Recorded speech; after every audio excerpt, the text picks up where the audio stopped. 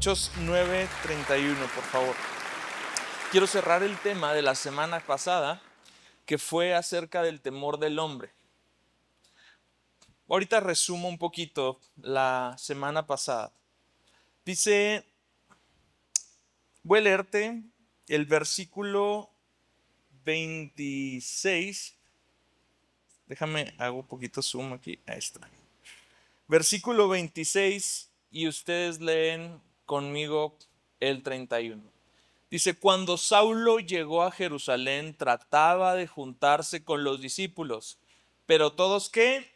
Le temían, no creyendo que era discípulo. Ahora me encanta cómo cierra esta sección, porque te muestra una iglesia que al principio estaba asustada de Pablo, porque Pablo era un perseguidor que de pronto decía que era brother, entonces no sabían si pues el cuate igual era un infiltrado y nomás estaba ahí fingiendo y luego se los iba a cargar a todos, ¿no?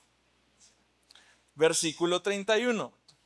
Entre tanto, y aquí vemos el estado de la iglesia. La iglesia gozaba de paz por toda Judea y Samaria y era edificada.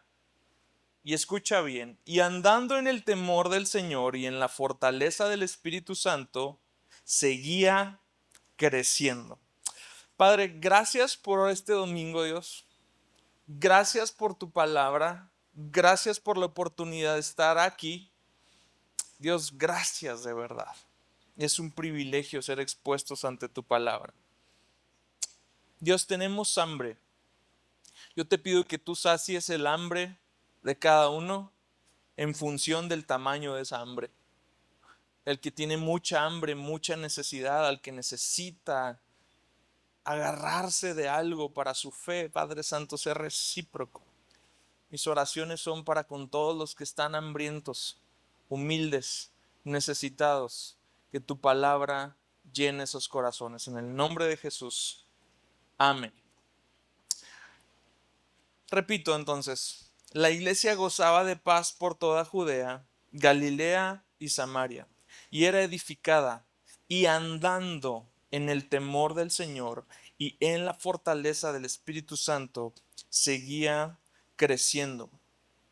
Establecimos la semana pasada que el temor del hombre es básicamente una influencia desmesurada. ¿En dónde se da esa influencia?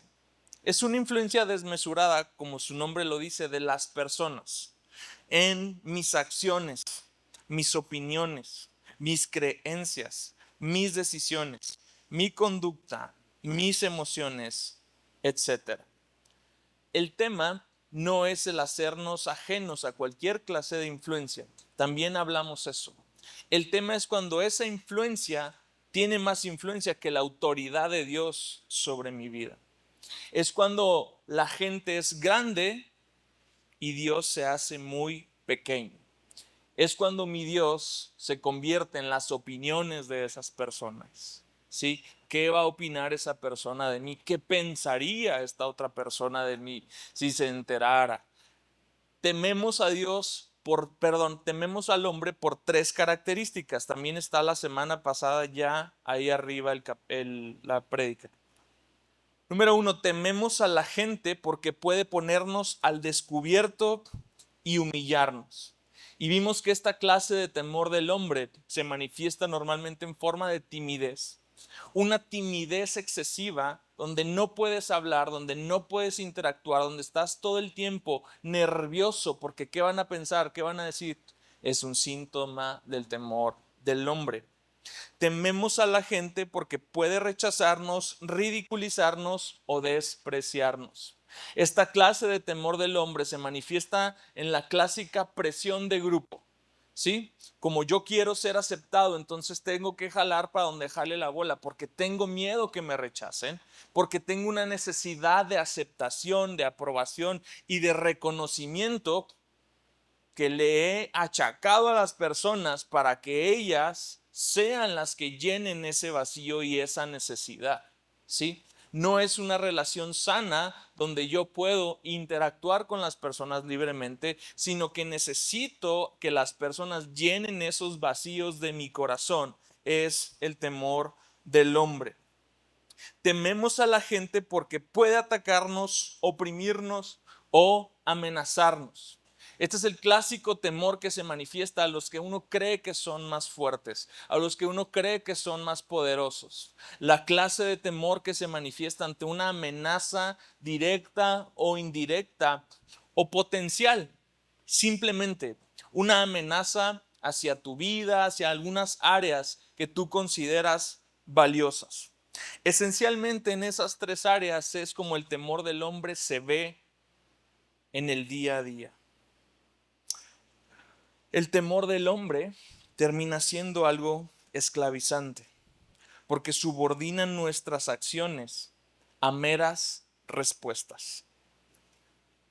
No somos realmente libres. Lo que hacemos es una respuesta a la presión social, a la timidez, al deseo de aceptación o al miedo de sufrir un daño.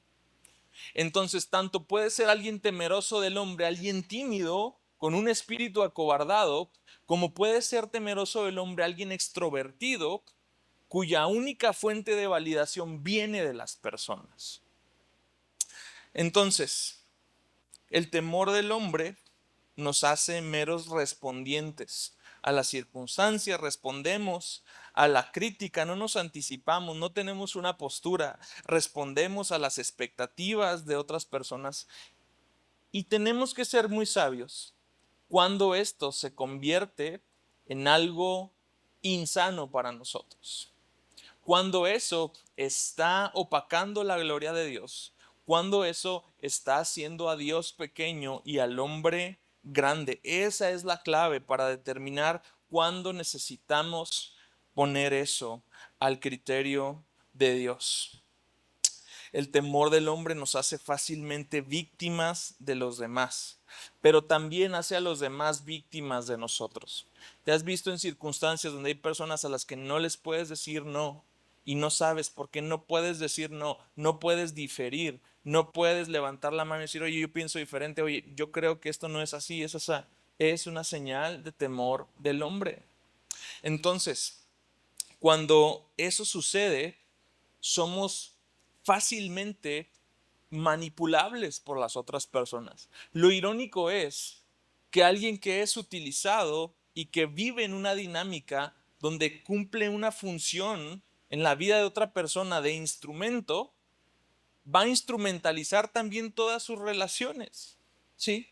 Luego va a buscar hacer que las personas cumplan ciertas funciones y llenen ciertos vacíos. Es un ciclo sumamente tóxico. Lo más importante no es la detección del problema. Hablamos de una clara solución y es el temor de Dios. Esto entonces es la segunda parte de la continuación y quiero decirte cómo crecer en el temor de Dios para que el temor del hombre no se apodere de tu vida. Déjenme hidrato. Un reportero una vez le hizo una pregunta muy interesante a una mujer de la Filarmónica de Boston. Le dijo, ¿cómo se siente cuando la audiencia le da una estrepitosa ovación? Pero al final de la actuación, usted va y lee el periódico y lee un montón de críticas. Y la respuesta de ella fue, con el tiempo he aprendido a no ponerle mucha atención al aplauso del público o a la desaprobación de los críticos. Ella solo buscaba la aprobación de su director de orquesta. Después de todo, él era la única persona que realmente sabía cómo tenía que tocar.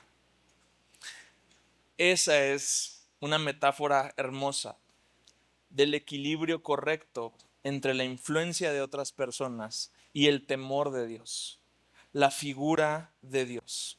Si el problema es que la gente se hace muy grandota Y a la hora de la presión social, a la hora de dar el golpe sobre el escritorio y decir, no, yo no voy de eso, la presión social me abruma, entonces se debe a que la imagen de Dios es muy pequeña.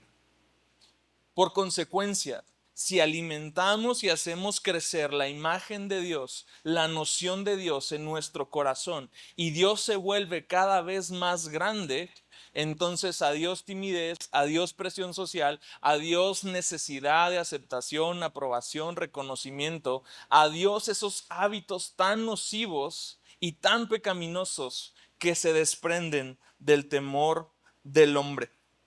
¿Cómo crezco en el temor del hombre? Hay una fórmula muy efectiva. Deuteronomio 17, 18 al 20, por favor. Dice, y cuando él se siente, estamos leyendo instrucciones para los reyes, dadas desde tiempos de Moisés.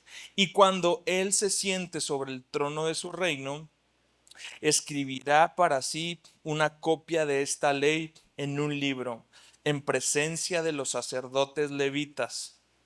Ojo, la tendrá consigo y la leerá todos los días de su vida, para que aprenda a qué, a temer al Señor, observando cuidadosamente todas las palabras de esta ley y estos estatutos. ¿Para qué? Para que no se eleve su corazón sobre sus hermanos y no se desvíe del mandamiento ni a la derecha ni a la izquierda, a fin de que prolongue sus días en el reino, él y sus hijos en medio de Israel. Es increíble cómo leemos una historia de fracasos en todos los reyes de Israel durante el tiempo que fueron una nación unida, tanto como en el tiempo en el que fueron un reino, dos reinos divididos. La fórmula había estado ahí todo el tiempo. Los reyes, las personas en autoridad, todas las personas que quisieran tener largos días para ellos y para sus hijos, necesitaban aprender un principio fundamental: el temor de Dios. Mismo principio que vemos practicando a la primera iglesia en Hechos 9:31, donde lo leemos. Vemos este patrón y esta conexión como desde los días del pueblo de Israel hasta los días del nuevo pueblo de Dios, la iglesia, se sigue el mismo patrón. La exhortación de Moisés es para que si el rey estaba conectado al temor de Dios, todo el pueblo estaría conectado al temor de Dios. Y la conexión tan hermosa es que en el Nuevo Testamento una iglesia unida, fortalecida por el Espíritu Santo, estaba en el temor de Dios. Y caminaban, me encanta este verbo, y andando en el temor de Dios. Andando en el temor de Dios significa que era un estilo de vida. Significa que era algo común en el temor de Dios y en la fortaleza del Espíritu Santo. Qué hermosas alas nos muestra el autor de Hechos, Lucas, para que la iglesia ande en estos tiempos, en el temor de Dios y en la fortaleza del Espíritu Santo. Y me encanta cómo ambas alas se retroalimentan y se sustentan una a la otra, porque no era nada más la brillantez y la excelencia de los dones. De hecho, no puede haber tal cosa como alguien lleno del Espíritu Santo si no anda en el temor de Dios. Y no puede haber alguien temeroso a Dios que no esté conectado en la fortaleza del Espíritu Santo. Ambas alas nutrían y guiaban la influencia de la primera iglesia. Ambas alas son imprescindibles y muchas veces pasan desapercibidas esa clase de virtudes de la iglesia. Era quizás tanto el cúmulo de virtudes que vemos en Hechos que luego hay estas otras virtudes que pueden pasar desapercibidas por apreciarse como secundarias, pero no tienen nada que ver con algo secundario. De hecho, me parecen virtudes imprescindibles. fundamentales para que cualquier iglesia haga su estilo de vida. Entonces necesitamos aprender a crecer en el temor de Dios para andar en el temor de Dios todos nuestros días. Así que quiero hablarte rápidamente de 3 cosas que drenan el temor de Dios. 3 cosas que opacan el temor de Dios. Hay una serie de verbos que podemos utilizar. Cualquiera de ellas es realmente algo que sirve para estorbar. Sirve para hacer grande a la gente y pequeño a Dios. Las quitamos de nuestro camino y entonces vamos a encontrar cómo Dios es grande. Y la gente no es pequeña ni grande. ¿Me explico? No se trata de que con el temor de Dios voy a ver a los demás como inferiores. En su justa proporción, amados. Nada más lo que es. Porque deudores somos, decía Pablo. Al que respeta, al que tributo, tributo, al que honra, honra. ¿Me explico? Estamos vinculados a las personas y no somos ni más ni menos. Pero en su justa proporción, bajo el temor de Dios, todo toma un sano equilibrio para nosotros. El déficit del temor de Dios empieza por estar ajenos a su palabra. Isaías 66:2 hace esta hermosa conexión con lo que acabamos de leer en Deuteronomio, también para no solamente leer y aprender, sino para reaccionar ante la palabra de Dios. Dice, todo esto lo hizo mi mano. Está hablando Dios de su grandeza. Dice, todo esto lo hizo mi mano, y así todas estas cosas llegaron a ser, declara el Señor. Pero a este miraré. Dios nos dice que el cielo no lo puede contener primero. Dice que toda esta grandeza del universo, así Él la hizo. Pero hay alguien que atrapa la atención de Dios y alguien a quien de pronto Él fija sus ojos en. Es al que es humilde y contrito de espíritu y que tiembla ante mi palabra. No es entonces una información y una cantidad de gigabytes o terabytes de información acumulados lo que va a empezar a aumentar el temor de Dios en nosotros.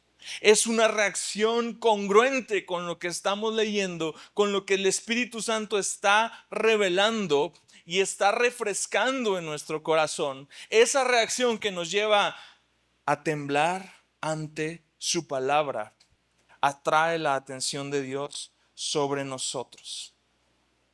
Pero tenemos estos 3 enemigos. A lo largo del Nuevo Testamento principalmente, nos vamos a dar cuenta que tenemos siempre y para todas las cosas 3 campos, frentes de batalla. 3 frentes de batalla. El mundo, Satanás y la carne. Estos 3 frentes de batalla, por supuesto que están en acción cuando tú y yo queremos escapar del temor del hombre. El primero de ellos, el mundo. ¿Qué nos dice el mundo acerca de Dios? El mundo y la cultura proveen distintas percepciones acerca de Dios.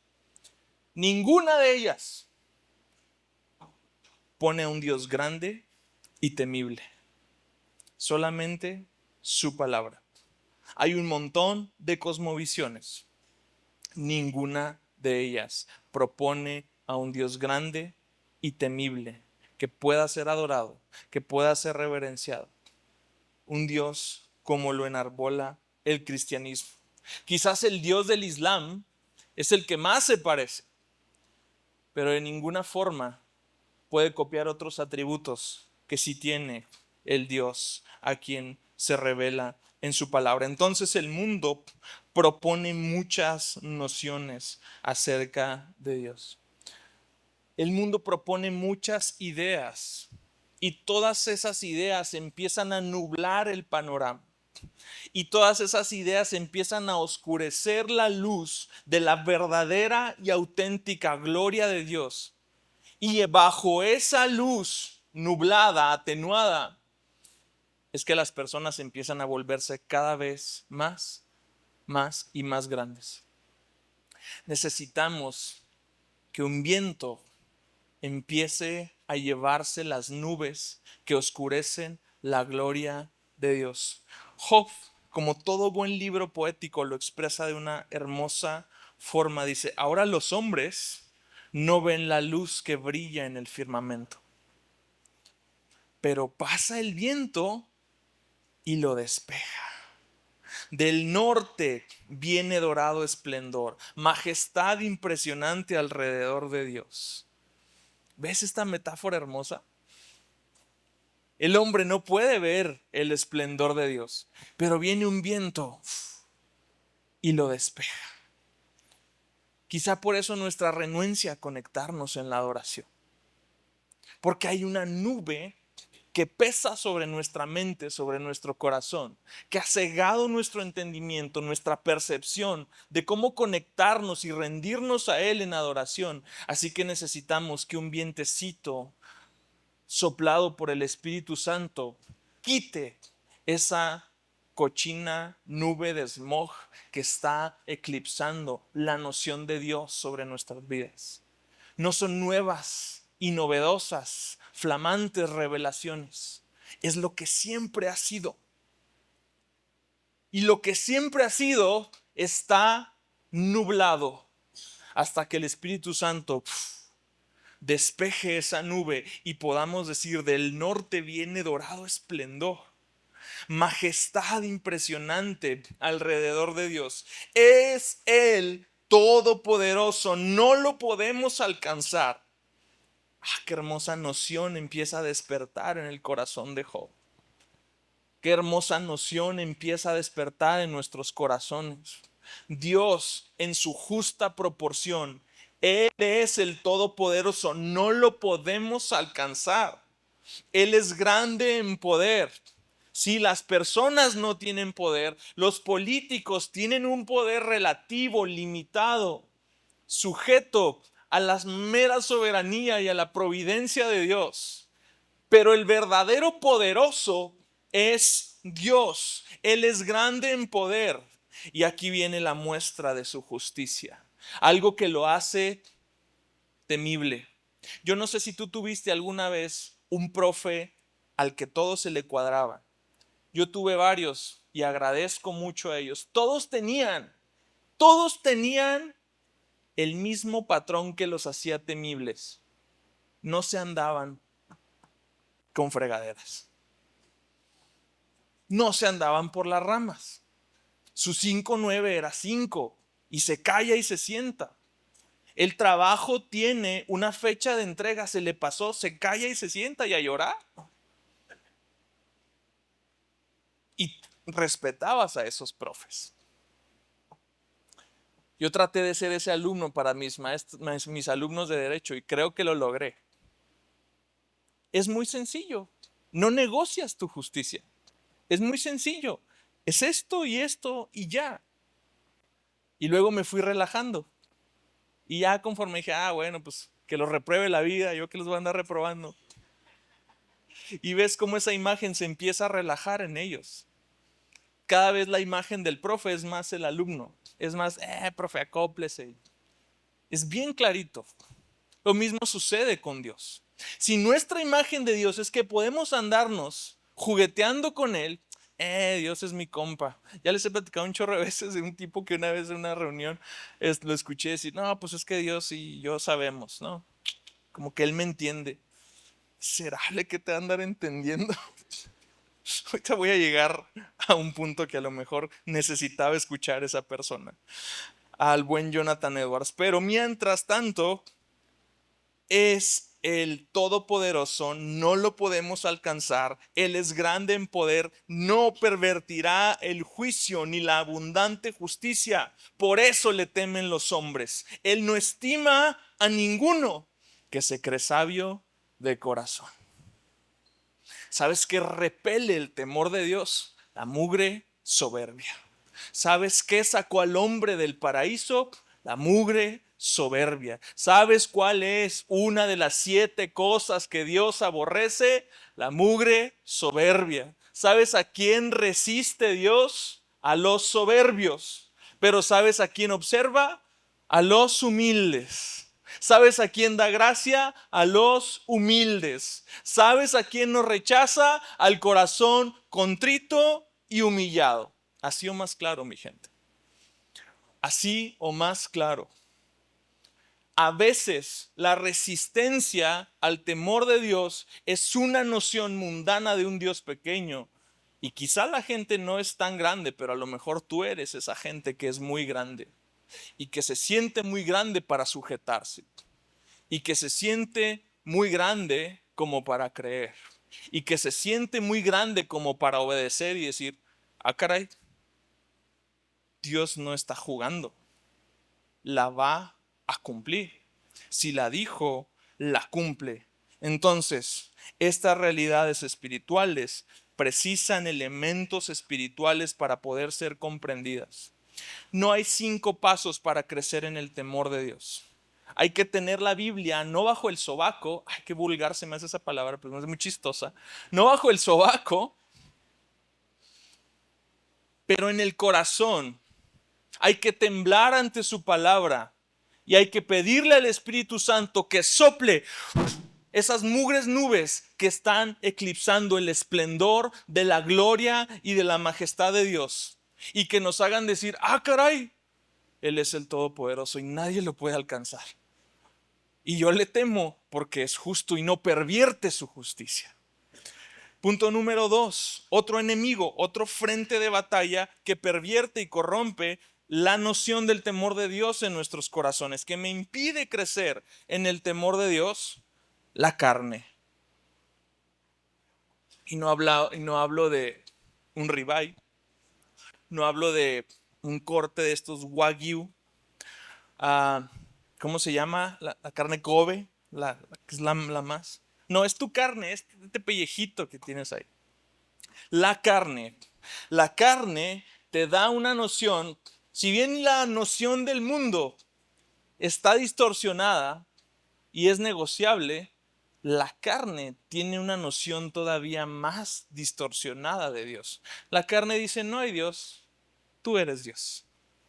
Jehová Junior, dicen por ahí. Hijo de su. La carne tiene una visión distorsionada de Dios porque le roba la gloria a Dios y se la da al hombre. Creer la mentira de la serpiente desde el Edén hasta la fecha nos ha llevado a querer ser iguales a Dios, a cuestionar a Dios, a criticar a Dios, a llegar al punto en el que llamamos modernidad, donde nos tomamos el atrevimiento de decir, Dios está muerto. El hombre es el que hace que todo suceda. El hombre es el que rifa. El hombre es brillante, el hombre es amoroso, el hombre es misericordioso, el hombre es compasivo, el hombre es avanzado. Así bastará mirar a la realidad que nos rodea hoy en día. Simplemente observar la realidad que impera en el mundo desacredita esa tesis de inmediato. ¿Alguien puede sostener esa tesis a raíz del avance científico de una prosperidad relativa? Prendan las noticias y díganme si verdaderamente en 500 años de modernidad, sí, la gente no se muere a los 40 años, ¿verdad? No se muere de peste negra, no se muere de cólera, ni de sarampión, ni de lepra. Caray, Dios nos ha dado medios de gracia, tenemos la mente de Cristo, estamos hechos a imagen de Él. Sí, no estamos como hace 500 años, pero la calidad de nuestro corazón se ha ido oscureciendo. Un día Job, en su rollo de estar tan confundido, cuestionando a Dios, déjame decirte que cuando tú cuestionas a Dios en una conversación directa con Él y tú eres vulnerable, dice la palabra que con todo esto Job no pecó. No, Dios tiene el cuerito grueso, no como nosotros. Pero en este intercambio, Dios apela a una sola cosa para hacer que Job cese su lamento y su angustia. Y no le dice, ay Job, perdóname. Ay, es que mira, no apela a su misericordia, que es misericordioso. No apela a su compasión, que es compasivo. No apela a su amor inagotable, que Él todo es amor. ¿A qué apela Dios en Job 38? A su grandeza. Lo puedes leer en casa, solamente te voy a leer 3 preguntas. ¿Dónde estabas tú cuando yo echaba los cimientos de la tierra? Dímelo si tienes inteligencia. ¿Quién puso sus medidas, ya que sabes?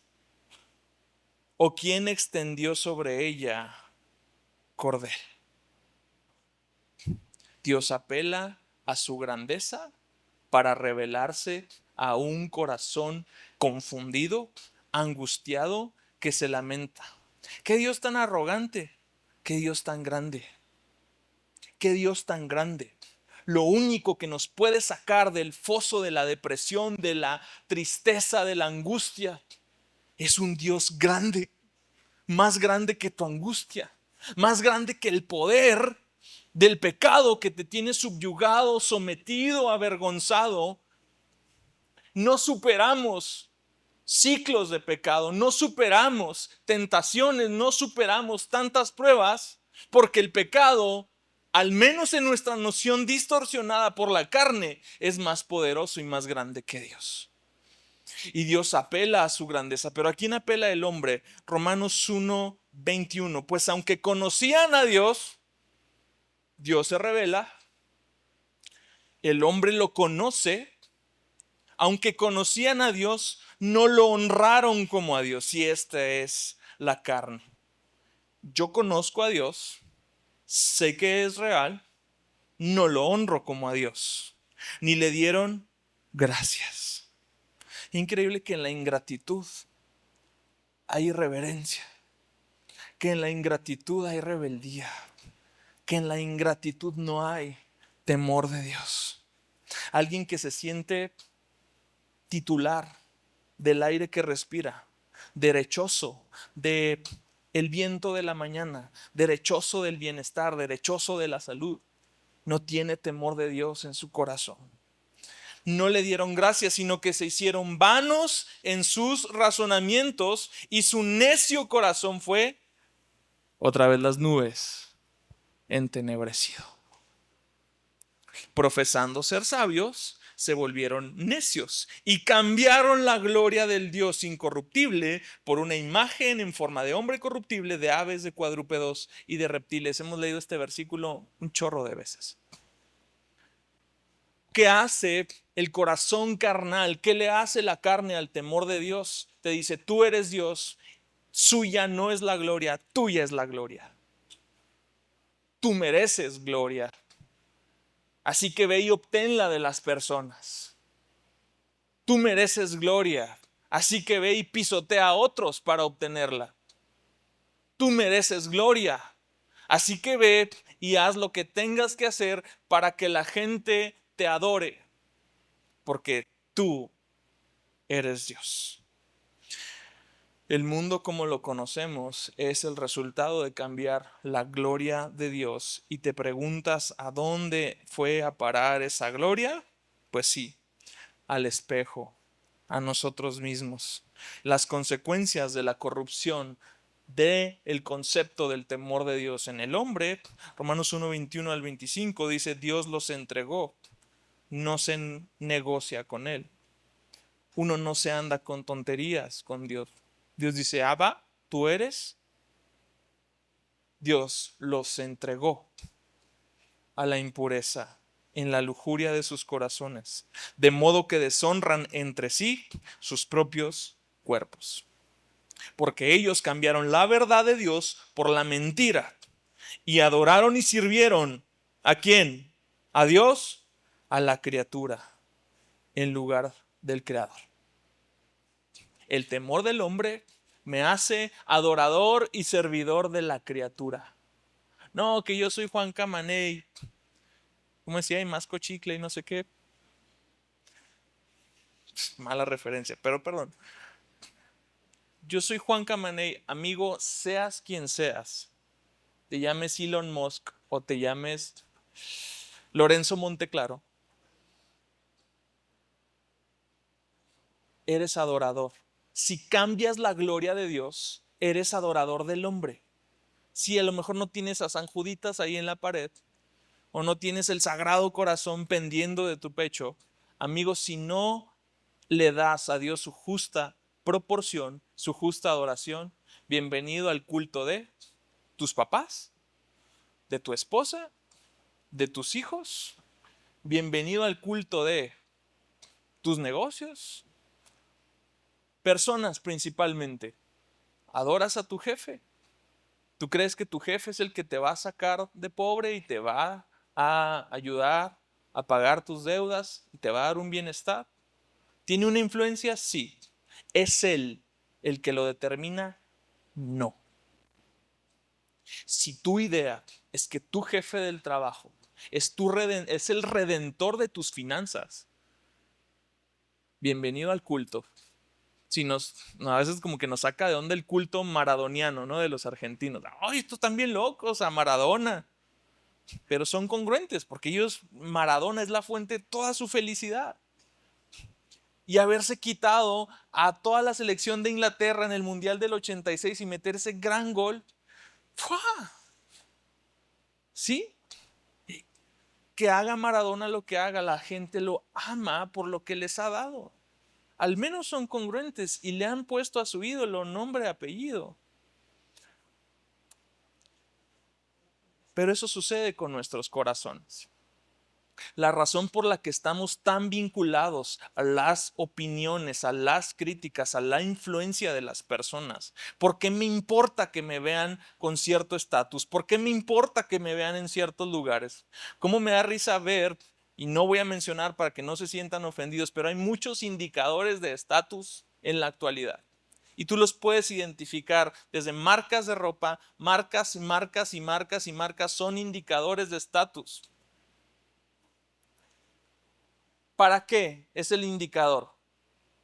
Para pertenecer, para que digan de mí, para que piensen de mí.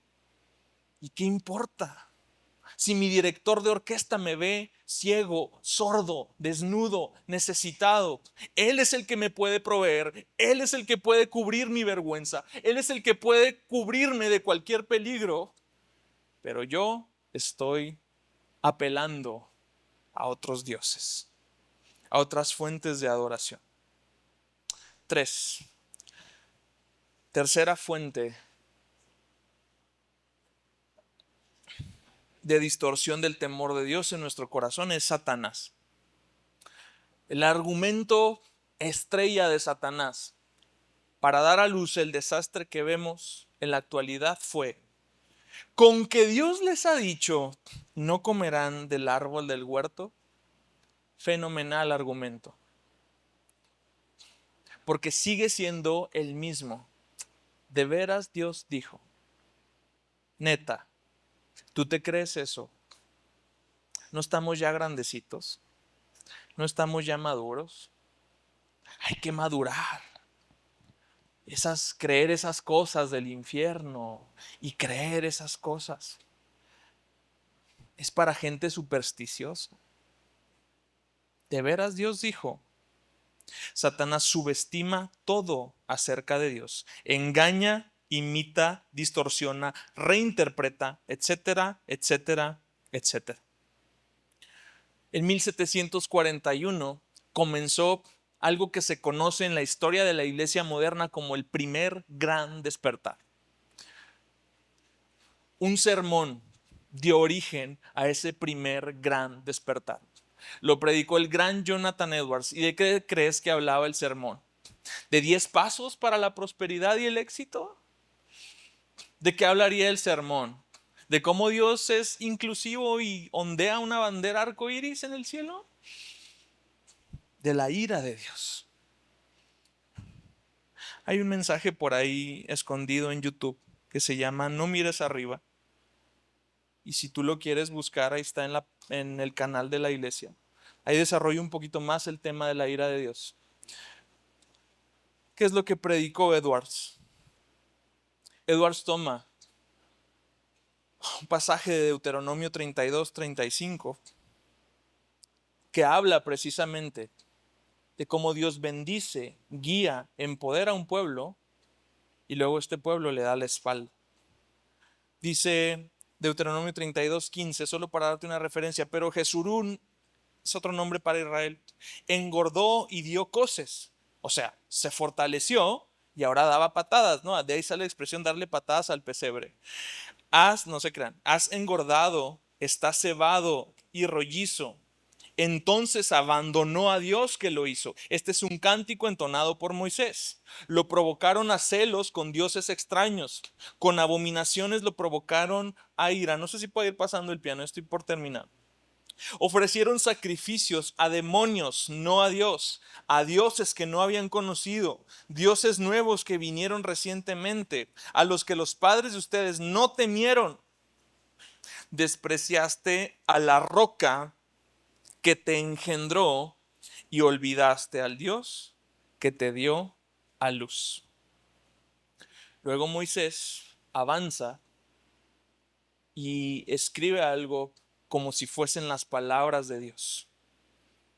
Es decir, este es Dios hablando. Y de aquí viene el sermón de Edwards. Mía es la venganza y la retribución. A su tiempo el pie de ellos resbalará. Es profundamente escabroso lo que estamos leyendo.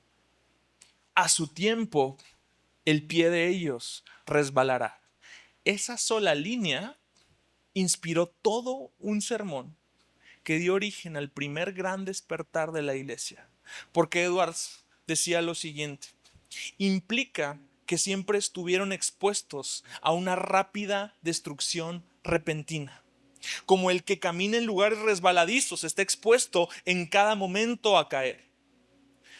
No puede predecir si al día siguiente, si al siguiente momento permanecerá de pie o caerá. Y cuando cae, cae de sopetón, sin advertencia. A su tiempo, el pie de ellos resbalará. La razón por la que no han caído todavía, decía Edwards, ni caen ahora, es solamente porque el tiempo señalado por Dios no ha llegado. Porque se dice que cuando ese esperado tiempo o momento señalado llegue, sus pies resbalarán. Luego se dejarán caer de la manera en que están inclinados a ellos por su propio deseo. Dios no los sostendrá ya más en estos lugares resbaladizos, sino que los dejará ir. Y luego, en ese mismo instante, caerán en destrucción, como aquel que se encuentra en suelos inclinados y resbaladizos, o en la orilla de un abismo, que no puede mantenerse firme por sí solo. Cuando se deja sin apoyo, inmediatamente cae y se pierde. Este texto pone en perspectiva algo que conocemos como la severidad de Dios. Sí, Dios es como ese profesor que no se andaba con rodeos, que no se andaba jugando, no negocia su justicia, no hace excepciones a su regla, a su ley. Ese es nuestro Dios. Esa es la justa proporción de nuestro Dios. Lo que añade Edwards es brutal. Dice, ahí está el espantoso ahí está el espantoso abismo de las llamas ardientes de la ira de Dios. Ahí está la ancha boca del infierno abierta de par en par, y no tienes nada sobre qué permanecer en pie, ni nada de dónde agarrarte. No hay nada entre ti y el infierno, sino solo el aire. Es tan solo el poder y el puro placer de Dios lo que te soporta. Más adelante, Edwards dice cómo este pecado no arrepentido, este pecado que acumula ira, nos va haciendo pesados como el plomo. Dice, y así como el plomo que cae sobre la tela de una araña, así es la caída hasta las fauces del infierno. Quiero condenarte, no, quiero mostrarte la severidad de Dios. Es real, es actual, es inminente. La habremos de ver en algún momento, sea que nos salvemos o sea que la experimentemos, va a suceder. Dios no negocia con nosotros. Dios no negocia con la humanidad. Dice Romanos 11:22, mira pues la bondad y la severidad de Dios. Qué contraste tan hermoso. Severidad para con los que cayeron, pero para ti, bondad de Dios. Si permaneces en su bondad, ¿no te hace sentirte agradecido? ¿No te hace verdaderamente volcar tu corazón en adoración y reverencia? ¿No te hace dejar de voltear a ver al hombre, que el hombre no tiene facultades de mandar tu alma al infierno? Lo vimos en el domingo pasado. El hombre no tiene la capacidad más que en su máxima maldad de matarte, acabar con tu cuerpo físico. Por eso ni siquiera en esos casos tememos al hombre. Porque el que tiene la capacidad de tomar el alma y traerla consigo o mandarla al infierno es Dios. Él es verdaderamente eterno, trascendente. Pero es el trascendente que se hace inmanente y que viene y que vemos y que podemos decir caminó entre nosotros. Esa hermosa dualidad es la que hace a nuestro Dios todavía más grande. Es la que a veces nos hace a nosotros insensatos y confiados. Es que caminó como nosotros, es que se hace como nosotros, es que Él está tocando a la puerta, sí, pero no está rogándome. Es porque es bondadoso, porque es compasivo, porque es misericordioso. Pero llegado el tiempo, así como el arca de Noé cerró su puerta y ¡pum!, no entró nada más. Llegado el tiempo, el pie de los que se burlan de Él resbalará. A su tiempo, el pie de ellos resbalará. Mira pues la bondad y la severidad de Dios. Bondad de Dios si permaneces en su bondad. De lo contrario, también tú serás cortado. Amados, con todo y su grandeza, con todo y su poder y su majestad, Dios no se ha olvidado de ti que te sientes avergonzado. Dios no se ha avergonzado de ti que te sientes rechazado.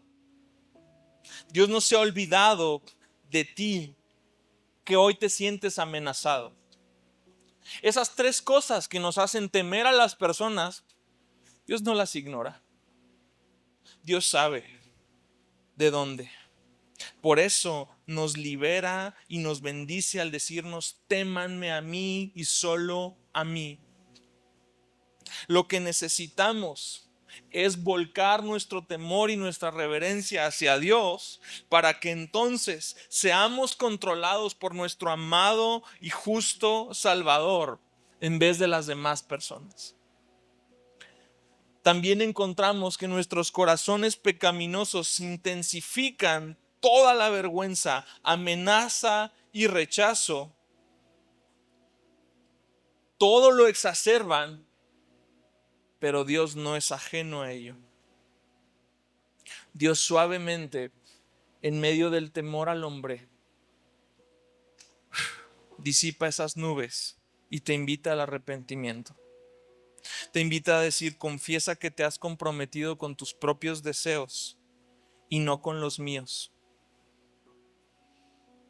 Confiésalo. Confiesa que las demás personas se han vuelto grandes y que hoy por hoy apreciarías más el mantener encubierto algo que el exponerlo para que sea sano, para que sea resuelto.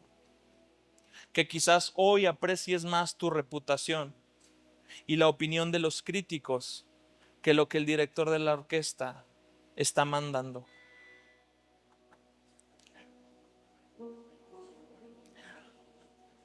Dios es más que suficiente. Dios nos da el privilegio de temerlo a Él. Debido a su inmenso amor, debido a su compasión, es un privilegio. El amor de Dios no conoce límites. Su gloria no tiene fin. Dios sabe que aún experimentamos vergüenza, temor y rechazo en esta vida. Por su gracia, estas cosas ya no deben gobernarnos y no pueden gobernarnos. Así que a los avergonzados, a los humillados, te digo, Dios ha cubierto tu vergüenza con su sacrificio. Él fue desnudado en esa cruz para que tu vergüenza sea cubierta. Tú y yo no tenemos que echar suertes por esas ropas. Él ha puesto esas vestiduras blancas sobre nosotros y la vergüenza que el pecado arroja es inmediatamente cubierta por su sacrificio cuando nos rendimos a Él en arrepentimiento. Cuando te deshaces de tus propios métodos, te dejas ver desnudo por Él para que Él te cubra. A los rechazados te digo, Dios te ha aceptado. Esa es la única y la sola razón para estar de pie, para estar gozoso en este mundo. Porque Él es la persona más poderosa del universo. ¿Sí? Normalmente buscamos que personas poderosas con influencia o con reconocimiento nos acepten porque eso nos da identidad y nos da pertenencia. La persona más poderosa del universo se hizo como nosotros y nos aceptó incondicionalmente. Nos aceptó en el peor estado en el que podíamos estar, muertos. A ver, ve tú y saca un muerto del panteón y llévatelo a la casa. Dios nos aceptó muertos, dándonos vida por su palabra y nos ha hecho aceptos en Él. A los avergonzados y humillados entonces los cubre y glorifica. A los rechazados los acepta y los glorifica. A los amenazados los protege y los glorifica. A los amenazados, a los que se sienten en riesgo, Dios dice: el Señor está a mi favor, no temeré. ¿Qué puede hacerme el hombre? El Señor está por mí entre los que me ayudan. ¿Qué otro Dios, siendo tan grande, se convierte en tu ayudador? ¿Qué oposición puede haber tan grande de este mundo que no pueda ser suplida por la ayuda de su precioso Espíritu Santo, nuestro ayudador presente, actual? Sí, si la iglesia podía andar en el temor de Dios, es porque el Espíritu Santo fortalecía sus piernas para andar en el temor de Dios. Es mejor refugiarse en el Señor que confiar en el hombre. Es mejor refugiarse en el Señor que confiar en príncipes. Pero vino la transición del gobierno y nos queríamos refugiar ¿en quién? ¿En la oposición? Y vi muchos cristianos así como si les hubieran... Sabes que yo no sé cuál es el rumbo de este país, Dios lo sabe. Yo solo sé que Él gobierna entre los príncipes. Y que si alguien se levanta en contra de su amada iglesia, muy pronto su pie resbalará. A su tiempo, su pie resbalará. A los amenazados, Dios te invita: ven bajo mis alas. A los amenazados, Dios los protege y los glorifica.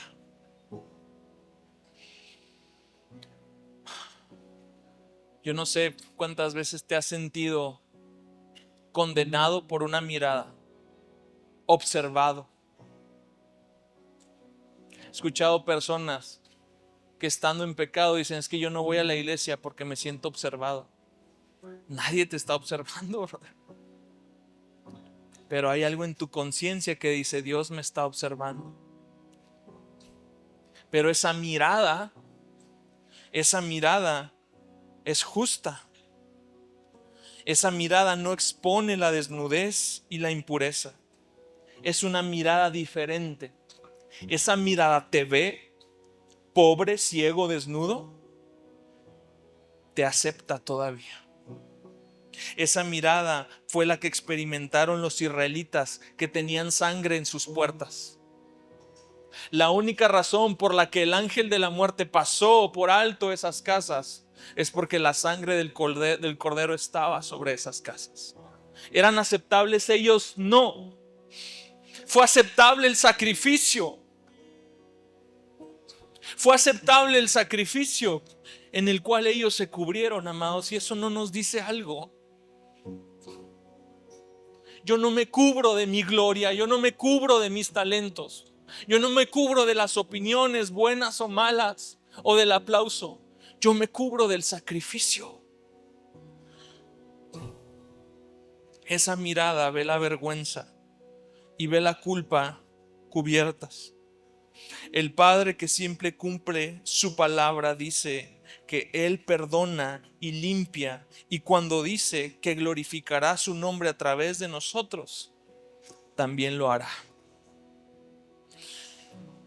Hay mirada de Dios, de protección y de poder.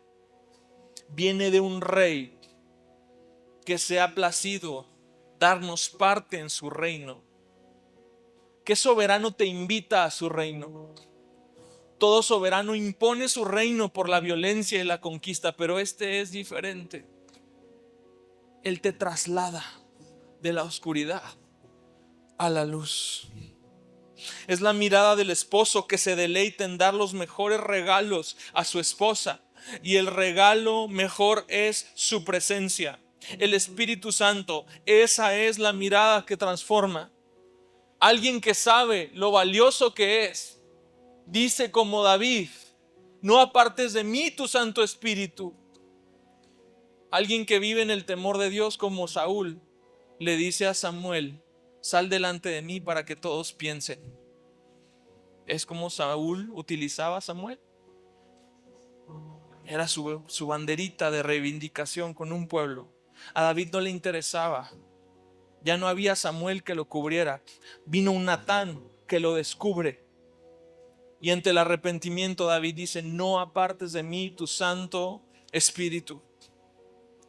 Esa mirada transforma nuestro corazón. Esa mirada de Dios expulsará el temor al hombre y será una bendición para todo el pueblo de Dios. Como sacerdotes de Dios debemos orar para que todos a nuestro alrededor gocen de estar bajo la mirada del único Dios verdadero. Aquel que fue capaz de contener su furia por amor a nosotros. Me encanta cómo concluye Eclesiastés y dice: la conclusión de este sermón es lo mismo. La conclusión, cuando todo se ha oído, es esta: teme a Dios y guarda sus mandamientos, porque esto concierne a toda persona. Porque Dios traerá toda obra a juicio junto con todo lo oculto, sea bueno o sea malo. Verás, aunque nos dé miedo estar expuestos, todos estamos expuestos delante de Dios, y todo lo oculto será revelado. Salmo 34:7: teman al Señor ustedes, sus santos, pues nada les falta a aquellos que le temen. No a aquellos que pertenecen a ciertos gremios políticos y sociales, a aquellos que le temen.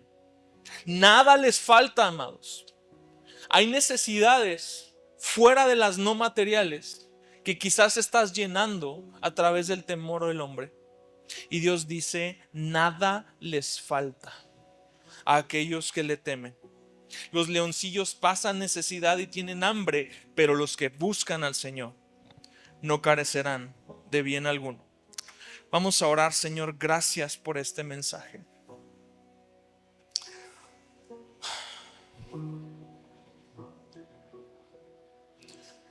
Dios, mi oración es que podamos crecer en ese temor reverente. Mi oración es que se disipe, Dios, la indiferencia y la apatía. Mi oración es que podamos conocerte como tú eres.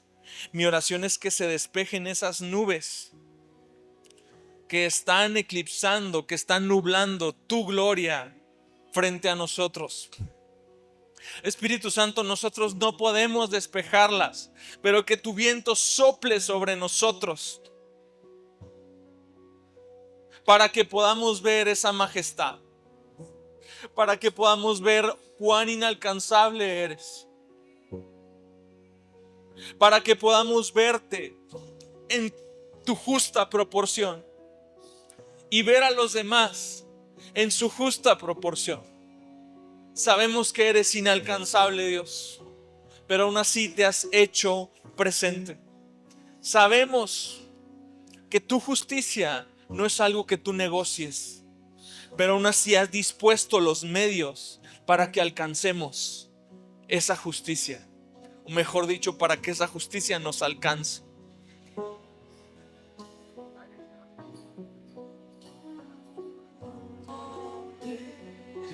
¿Quieres permanecer sentado o quieres adorar a Dios? Te invito a que te pongas de pie. No dejes de orar a Dios que abra tu entendimiento, que abra esos cielos nublados por la contaminación de este mundo, que abra esos entendimientos entenebrecidos por la carne, que despeje la confusión que ha traído el enemigo a tu corazón y que te dice, Dios no ha dicho, Dios es negociable, Dios es real.